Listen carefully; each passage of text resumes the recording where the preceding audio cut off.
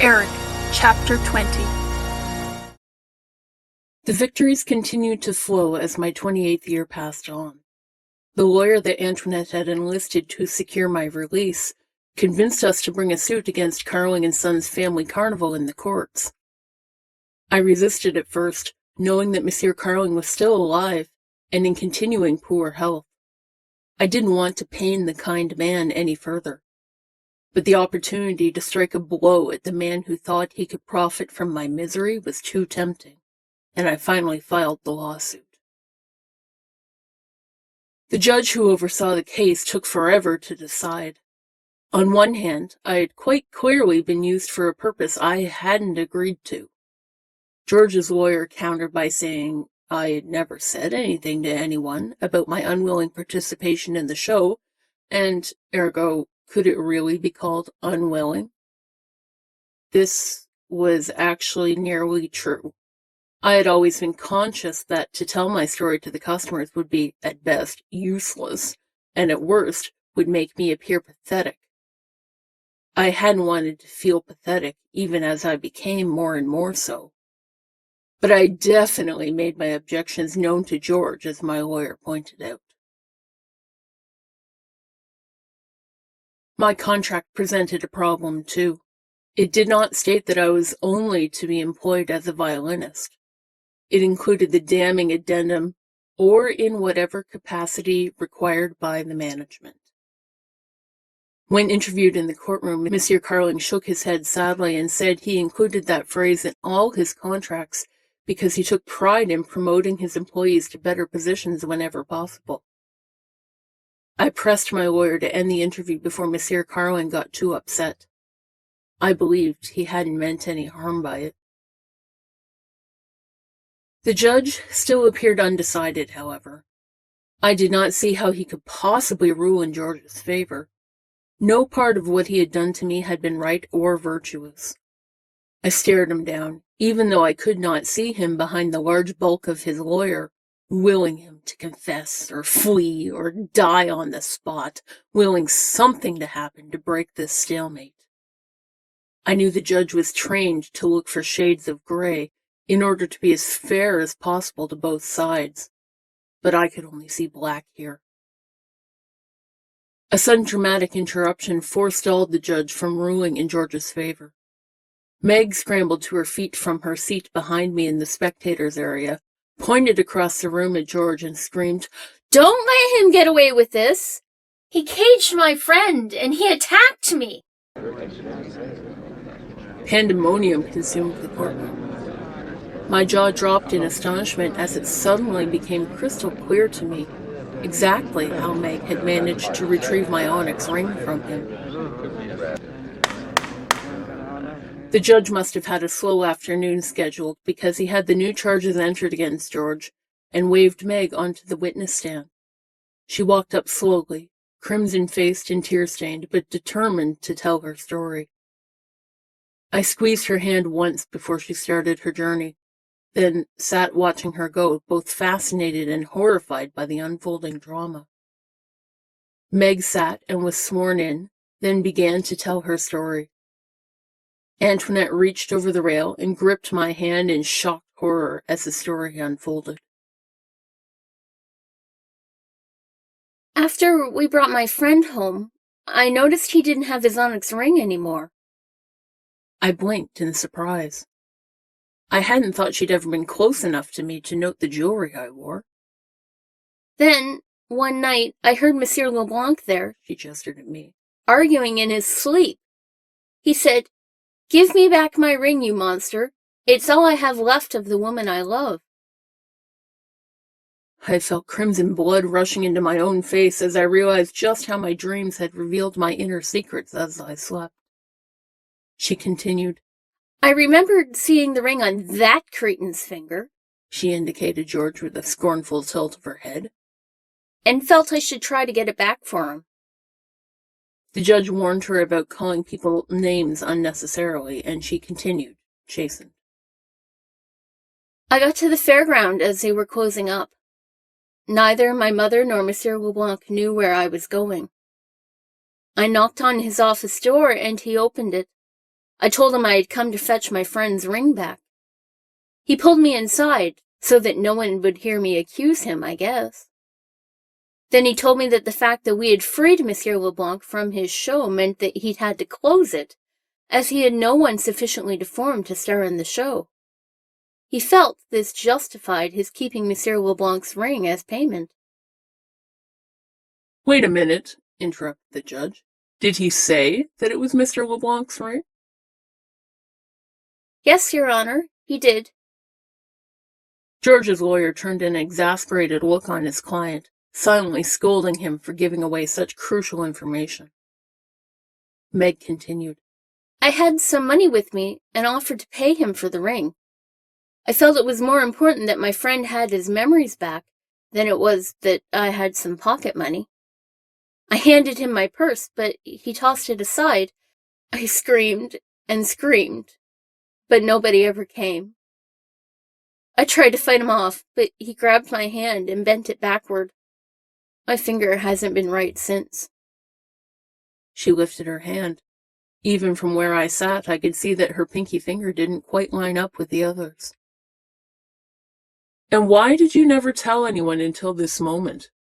You must understand, miss, that it's quite irregular to have these stories come out for the very first time in a courtroom. The judge was starting to be skeptical. I thought that if he were to be punished for one crime, I could be at peace. But then it seemed as if you were going to let him walk free, and I had to speak up. I'm sorry if I did wrong. The judge sighed, wrote a few notes on his notepad, and then looked up at George. Swear the accused in, please, bailiff. George was ushered onto the witness stand and swore the oath with his hand on the Bible. The judge began his questioning. Do you deny that the ring which Mr. Leblanc wears on his finger at this moment has always been his property? George, the slimy bastard, had his story ready. He entrusted it to me for safekeeping when he agreed to star in my show. He said he didn't want to lose it. I was setting out that very evening to go return it to him when this young lady stopped by. She started yelling at me and hitting me, and I couldn't tell what she wanted. I had no choice but to do as I did. A tall man stood up in the back of the room and shouted, "He lies!" The crowd in the courtroom whirled as one, and I whirled with them, to see George's assistant standing in the back row and pointing an accusing finger at George. Stunned by yet another sudden turn of events, I could only pity the court stenographers who had to capture every nuance of this drama as it played out in the moment. The assistant was hastily sworn in, and then proceeded to reveal in detail the machinations which had led to the subjugation of nearly a dozen deformed humans besides myself, as well as the rigging of the carnival games, the employment of a brigade of pickpockets, and embezzlement from every one of Monsieur Carling's accounts. The climax of his accusations was when he stated that George had fed his uncle something, the assistant didn't know what, that had caused the apoplexy-like symptoms that had precipitated the change of management. The judge asked him if he had any proof of these accusations. With a flourish, the man produced the notebook that he carried everywhere, in which he had noted down each of his employer's evil dictates as they were made. He passed it over to the judge, who flipped through it. His eyes grew wider with each page he scanned. The entire courtroom waited with bated breath. The verdict, when it came, was swift and just.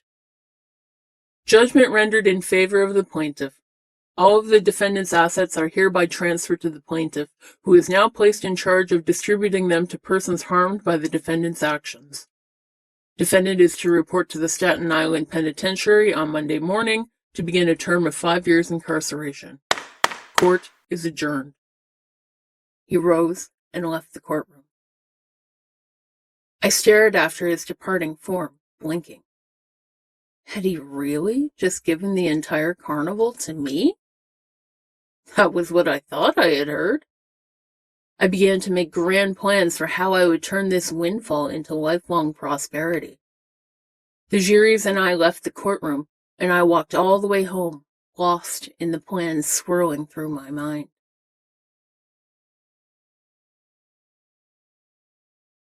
My first action on arriving at my new office the next morning was to send a note to Monsieur Carling offering him a position. The man had been wronged just as much as I had been, and I wanted to make it right if possible. He replied that he had come to enjoy his forced retirement, and he looked forward to spending his days enjoying his leisure as his health returned. He promised to assist me with anything that I needed in the way of advice. The next order of business was opening all the cages in the freak show tent. I coaxed each occupant out, showed them to a hot bath, provided them a new suit of clothes, and then sat down with them to determine what their next steps would be. Some of them had families they could find refuge with, and I gave them money for their journey and wished them well. Others had no connection to anyone else, and these people I spoke with at greater length to determine what other marketable talents they might have besides the way they looked. I was astounded with the results of these conversations. I lost Solovsky, the toy maker, but I retained Chrissy in her original capacity as a trapeze artist. Jonas, Silas, Igor, and Andrew formed a barbershop quartet. Bernice was hyper-flexible and could easily contort herself into all kinds of intriguing shapes. Antoinette and Meg offered to establish a troupe of dancers, and I eagerly accepted. Plans to build a substantial theater began to take shape in my mind. When added to the other normal-looking staff, I soon found myself with a group of entertainers who didn't need to scare or disgust people to bring in a sizable profit. Gradually, I put them all to work in a dignified and respectable manner. They all appeared to be having so much fun that I wished I could be among them with my violin once more. I had been so consumed by transforming the carnival business that it had been many long weeks since I had picked up my own instrument. I wandered my carnival one morning soon after the gates opened. I stopped to greet one of our newest additions, a woman who ran a stall filled with candy and confectionery. I didn't actually remember interviewing or hiring her, but she had her new employee name badge pinned to her dress. I knocked casually on the pole supporting the roof, and she whirled nervously. I took my first good look at her, starting with her name badge. It read simply, Sarah. My gaze drifted upward from her badge and was arrested by a face of such loveliness that I felt my heart skip the proverbial beat. She had a trim figure and a head of straight blonde hair. Most of her hair was captured in a braid that was pinned over the crown of her head, but some straggling wisps had already escaped and fluttered around her face. Her face was narrow, but she had full lips that reminded me of a heart. Her nose was straight, but not too large. She had blue eyes fringed with long lashes. She wore no jewelry, not even on her left hand. I don't remember what I said to her. My hand drifted upward as I nervously touched my mask, ensuring it was in place. We made idle conversation for a minute or two, but it wasn't until I had nearly run out of things to say that she put down whatever it was that she was fiddling with and looked me directly in the eye. I felt a jolt as our eyes met. A sense stole over me that this woman, too, might someday be able to see the person I was inside my deformity. I had thought Christine was the only one. I took a step back, berating myself for stupidity. I was probably just lonely. I wished her a good day as neutrally as I could possibly manage, then turned without another word and strode off down the aisle of vendors. I walked all the way back to my office without stopping. I didn't dare peek behind me to see if she watched me go. I didn't think I could bear to know the answer, if it was no. From that day forward, I always visited Sarah's stall last in my morning round, saving her for last like some rare dessert. She slowly began to open up to me in conversation, telling me about her family and her life as an Irish immigrant to America. I treasured every bit of information I could learn about her and stored it away in my memory. I knew that I had fallen in love again the morning I woke up and realized that I had not been dreaming of being in Christine's arms, but rather in Sarah's. My imagination had painted a too vivid picture of us lying in bed together while she twined her arms around my neck and kissed me passionately. I began to spend more and more time at her stall, quite ignoring the fact that I had other duties to attend to. I was rapidly becoming addicted to her pleasant company. She let her gaze rake over my face from time to time, looking carefully, as if she could see what might lie underneath the mask. But I never got the impression she might be frightened by it. Come to think of it, I don't think I ever saw that woman frightened of anything. The stories she told about herself revealed that she felt it best to face her fears and never display it if she was scared. It was an admirable approach to life, and it only made me fall further in love with her. I, on the other hand, was terrified. Not only was there the potential that she might react to my face as Christine had that first time, but the same problem plagued me as it had done at the opera. Every male staff member found her just as charming and fascinating as I did. I could not resort to the tactic I had used in Paris of sending her other would-be suitors threatening messages, as I was their employer and somewhat responsible for their well-being. Besides, if it got out that truly unsettling things happened at my carnival, I would not have any more customers and might have to close the carnival down for good. No, the only way to drive the other suitors away would be to turn her attention entirely to me somehow. As I considered this new set of problems, another related issue slowly came to my attention. Meg seemed to have developed some kind of odd attraction for me. I supposed it was natural for her to feel connected to me in some capacity, after she had endured such a horrid ordeal on my behalf. I tried to be kind to her, knowing that I owed her much for her role in getting me to where I was. But it never seemed to be enough for her. If I greeted her in the morning, then she would try to hang by my side all day long. I did not feel any of the attraction to her that she clearly wished desperately for me to feel. Once, out of curiosity, I forced myself to imagine what it might be like to kiss her. My heart remained cold as an unlit stove, until I finally permitted myself to think of Sarah instead and felt warmth race through my entire body. One day, I looked around, and Meg was thankfully not hanging by my side. I was talking to Sarah at the time, and she asked me why I sighed with relief. I mentioned that I was glad that Meg had found something else to do. Sarah replied candidly, "Oh, that girl is desperately jealous of me." Startled, I asked her why, and was met with a direct gaze from her blue eyes. She took a deep breath and said, "Because she knows you want to do this to me, and that I want to do it back." Then she pulled me into the shadows behind her stall and planted her lips over mine. She wrapped her arms around my neck and kissed me fervently. Startled, I reflexively wrapped my own arms around her waist and pulled her closer, deepening our kiss. "You're a good man, Erik LeBlanc.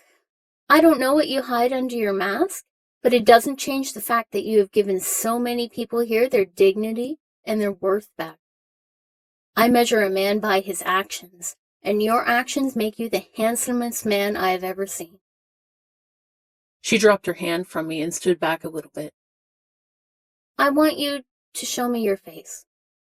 Now, if you like, or whenever you feel comfortable. You have made me feel so appreciated ever since I set up my stall here, and I would like to return the favor." She searched my eyes to see if I was ready to take my mask off, or if I would need more time. I turned away from her and raised my hand to my mask, frantically trying to weigh the pros and cons of such a drastic step. Feeling suddenly reckless, I turned back to face her, lifting the mask from my face as I did so. I did not intend to remove my hairpiece as well, but my trembling hand knocked it out of place, and the secret was out. She gently reached up and removed the hairpiece, then stood back and took in the whole picture. She bit her lip as she absorbed all the details, looking worried. I closed my eyes, knowing I was about to lose her. Instead, I felt the touch of a woman's hand on my twisted flesh for only the second time in my life. She caressed me gently. I popped my eyes open and looked back into her eyes. I had the sensation I had only had once before, that I was seen for who I was under my deformity. Relieved beyond words, I caught her hand, lifted it, and kissed it. She waited for me to replace my mask and hairpiece, and then took my hand in hers and led me back out to the front of the stall, displaying our new relationship to the entire carnival. I had eyes only for her as we walked, but a movement caught my attention. I turned to see a tearful Meg running away between two tents. It seemed she had finally learned my heart was not up for the taking.